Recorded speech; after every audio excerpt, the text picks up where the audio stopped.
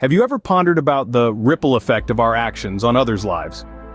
This intriguing question forms the crux of our exploration today as we delve into the depths of An Inspector Calls by J.B. Priestley. This play, written in the mid-20th century, is more than a mere detective story. It's a profound commentary on social responsibility, a theme that resonates with us even in the 21st century. The play compels us to reflect on the consequences of our actions, the unseen impacts rippling through the fabric of society. It's a mirror held up to our actions, a reminder of the intertwined nature of our lives. Priestley brilliantly uses his characters to dissect the layers of societal norms and attitudes, revealing a world where every action, every decision has a far-reaching effect. Dive in with us as we unravel the characters and the story of An Inspector Calls. Let's start with the Burling family and their future son-in-law, Gerald Croft. The Burlings, a respectable family of the Edwardian era, are led by Mr. Arthur Burling, a prosperous factory owner. He's a man of authority, brimming with self-importance and pride. His wife, Sybil Burling, perfectly complements him with her own set of traditional values and a penchant for maintaining social decorum. Then we have their children, Sheila and Eric Burling. Sheila, the younger of the two, is a naive, impressionable young woman, initially oblivious to the harsh realities outside her plush, protected life.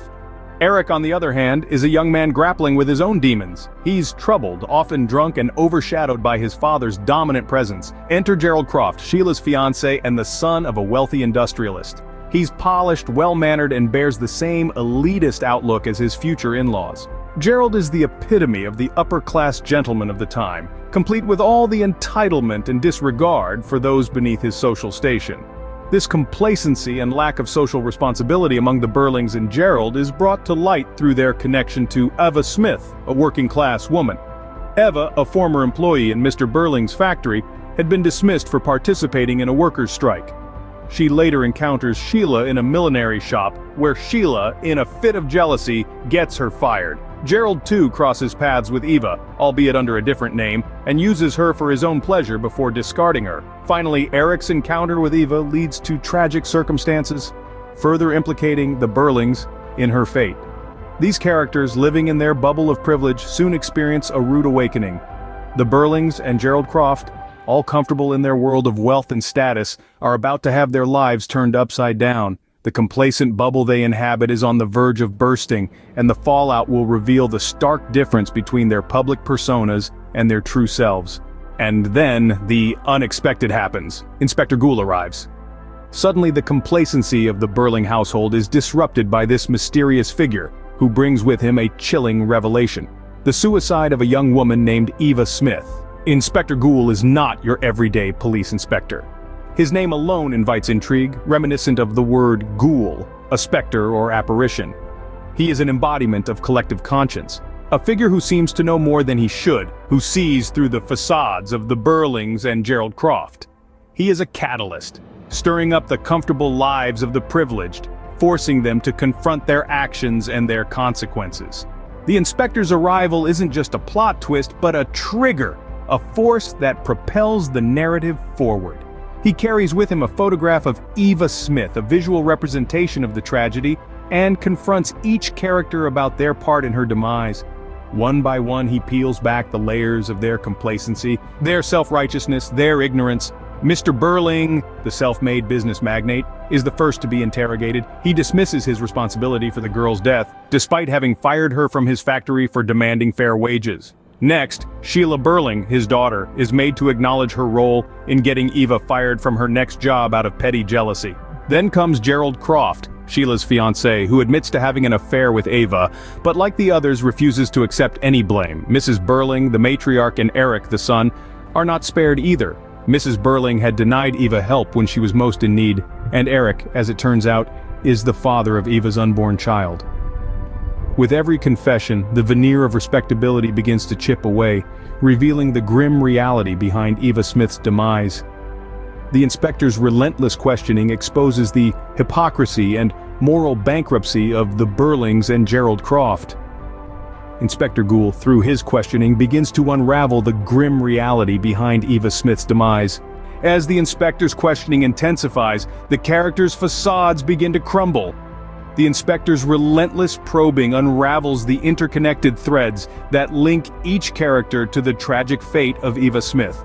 One by one, their involvement is exposed, and the veneer of respectability they so carefully cultivated shatters. Mr. Burling, the patriarch of the family, is the first to be implicated. His decision to dismiss Eva from his factory over a minor wage dispute set the wheels of her misfortune in motion. Yet, despite being confronted with the consequences of his actions, Mr. Burling remains stubbornly unrepentant, clinging to his belief in the absolute authority of business owners. The revelation of Sheila's role in Eva's demise is equally shocking. A moment of petty jealousy led her to abuse her social standing, resulting in Eva's dismissal from her next job. Unlike her father, however, Sheila is deeply affected by the realization of her actions, marking the beginning of her transformation from a naive girl to a socially aware woman. Eric's involvement in Eva's story is perhaps the most heartbreaking. His brief affair with Eva results in an unwanted pregnancy, and his attempt to provide financial aid, though well-intentioned, only serves to further degrade her position in society.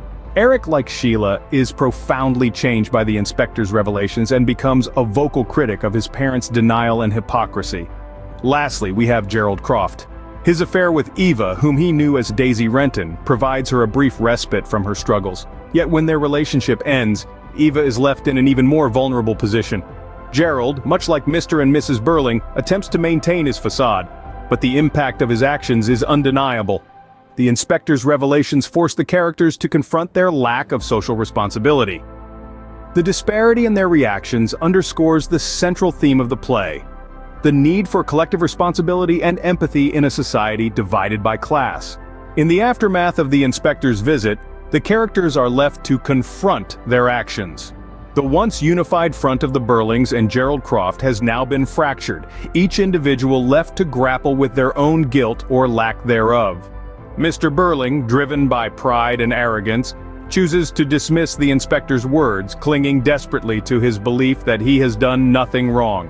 On the other hand, his wife, Mrs. Burling, also strives to maintain the family's reputation, despite the glaring truth of their moral failings. Their children, Sheila and Eric, however, react quite differently. They are deeply affected by the inspector's revelations, their guilt palpable.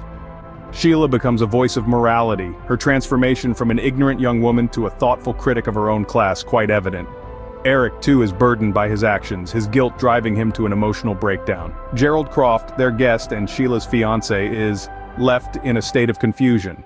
His actions have been laid bare, and yet his allegiance to the upper class and its ideals cause him to waver between acceptance and denial of his guilt. As the characters grapple with their actions, a final twist leaves them, and us, questioning the reality of what just happened. The inspector, who had so meticulously unraveled the thread of their collective guilt, is revealed not to be a real police inspector. This revelation throws the Burlings into a state of relief. But this relief is short-lived as they receive a phone call announcing that a real inspector is on his way to question them about a girl who has just died, a chilling repetition of the inspector's initial visit. This twist intensifies the moral and social critique of the book, leaving us to ponder our own actions and responsibilities. The book leaves us with a haunting question: are we really responsible for our actions and their implications on others? In the brief span of an evening, An Inspector Calls compiles us to question our social responsibility. We've delved into the lives of the Burlings and Gerald Croft, uncovering their roles in the tragic demise of Eva Smith. Each character, from the pompous Mr. Burling to the remorseful Sheila, played a part in Eva's downfall, illustrating how our actions, no matter how seemingly insignificant, can have far-reaching effects. The arrival of Inspector Gould, the catalyst for this unraveling, further emphasizes the book's poignant message. His character is a grim reminder that no action goes unnoticed, and every choice has a consequence. The aftermath of the inspector's visit leaves us with a chilling conclusion. It's a stark reminder that the Burlings' lack of social responsibility led to a tragic end. This theme resonates through the ages, urging us to consider the impact of our decisions on others. Next time you make a decision, remember the Burlings and ask yourself, who could be affected by this?